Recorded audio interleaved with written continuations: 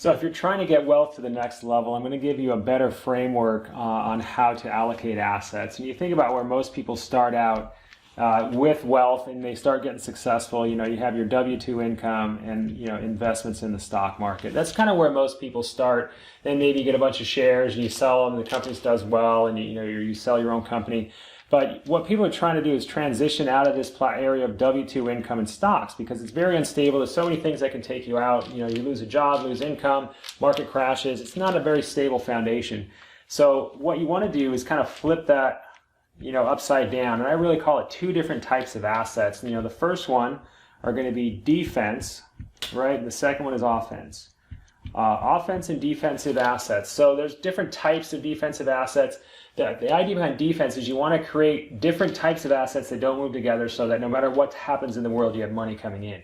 My industry, the financial advising industry, does a horrible job of telling people that the only way to build wealth is to put it in the stock market.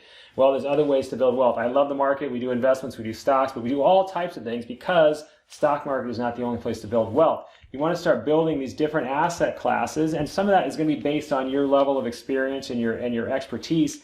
But, of course, you have things like real estate. You can have a business income.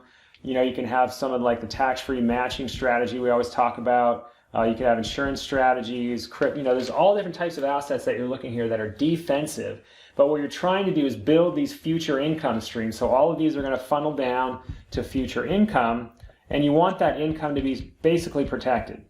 And when you use and deploy some of the different strategies, in other words, don't try and do it the traditional way, which is just save more, spend less, cut your expenses.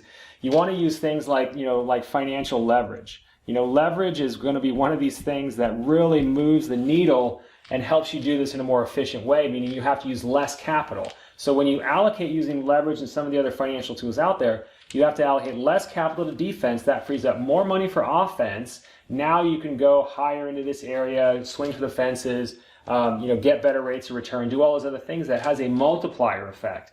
That's how wealth gets scaled from 2 million to 5 million, 5 million to 10 million and beyond, is you deploying leverage. And then when you go into the offensive strategies, then you're also kind of looking at what your level of expertise is. If you're good at buying businesses and building them up, why would you invest money in the stock market? If you're really good at real estate, why would you start going over and doing something different you don't know anything about? So if you're an expert at something, this provides a framework, set up your defense, then double down on the things you're good at. And then if you want to otherwise have a diversified portfolio of asset classes, stocks, insurance strategies, everything else, remember when you're looking at asset classes, there's no blanket statements, right? There's no all things are good or all things are bad, because everyone kind of has their own camp. They're going to say, hey, stock market's terrible, don't invest in the stock market. Real estate sucks. And the other person's saying, nope, real estate's the way to go, stocks are terrible. Insurance strategies, they're all bad. All these things, all those things are usually people trying to sell you something else.